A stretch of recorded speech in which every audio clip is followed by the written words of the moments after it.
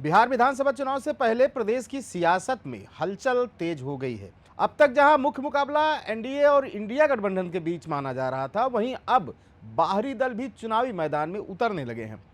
उत्तर प्रदेश के भीम आर्मी प्रमुख चंद्रशेखर आजाद की पार्टी आजाद समाज पार्टी कांसीराम ने भी बिहार में दम दिखाने का ऐलान कर दिया है।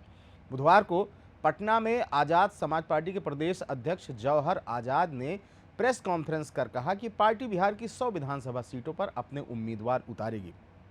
उन्होंने बताया कि इन 100 में से 60 सीटों पर विधानसभा प्रभारी भी नियुक्त किए जा चुके हैं और बाकी पर तैयारी अंतिम चरण में है।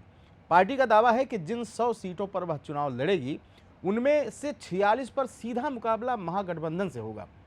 जौहर आजाद ने कहा कि इन सभी सीटों पर बूथ स्तर तक पार्टी की संगठनात्मक तैयारियां पूरी हैं। उन्होंने महागठबंधन पर आरोप लगाया कि वह सभी वर्गों को साथ लेकर नहीं चल रहा है, जिससे जनता में असंतोष है। पार्टी ने घोषणा की है कि 21 जुलाई को पटना में आजाद समाज पार्टी का राष्ट्रीय अधिवेशन आयोजित किया जाएगा। इस अधिवेशन में पार्टी प्रमुख चंद्रशेखर आजाद खुद शामिल होंगे और बिहार चुनाव के लिए पार्टी की रणनीति को अंतिम रूप देंगे। चंद्रशेखर आजाद की पार्टी की इस घोषणा पर लोक जनशक्ति पार्टी रामविलास ने प्रतिक्रिया दी है। पार्टी प्रवक्ता शशि भूषण प्रसाद ने कहा है कि लोकतंत्र में सभी को चुनाव लड़ने का अधिकार है, लेकिन इससे उनकी पार्टी को कोई फर्क नहीं पड़ेगा। उन्होंने दावा किया कि दलित समाज चिराग पासवान के साथ मजबूती से खड़ा है और चिराग पासवान दलितों के सबसे बड़े नेता बनकर उभरे हैं। राजनीतिक विश्लेषकों का मानना है कि चंद्रशेखर आजाद की आजाद समाज पार्टी बिहार में दलित वोट बैंक, खासकर रविदास समाज पर अपनी पकड़ मजबूत करने की कोशिश करेगी। कुछ वरिष्ठ पत्रकारों का मानना है कि यूपी की तरह बिहार में भी चंद्रशेखर आजाद मायावती के वोट बैंक में सेंध लगाने की कोशिश करेंगे।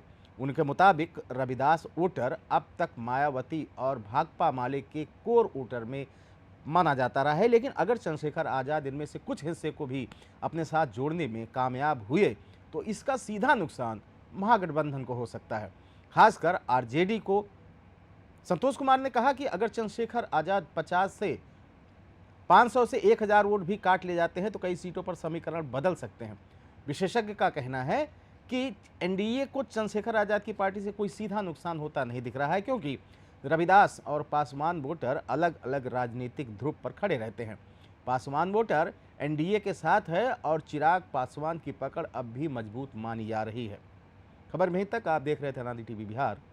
नमस्कार। अगर आप इस वीडियो को YouTube पर देख रहे हैं तो चैनल को सब्सक्राइब करें और बेल आइकन दबाना ना भूलें। अगर Facebook पर देख रहे हैं तो चैनल को लाइक करें।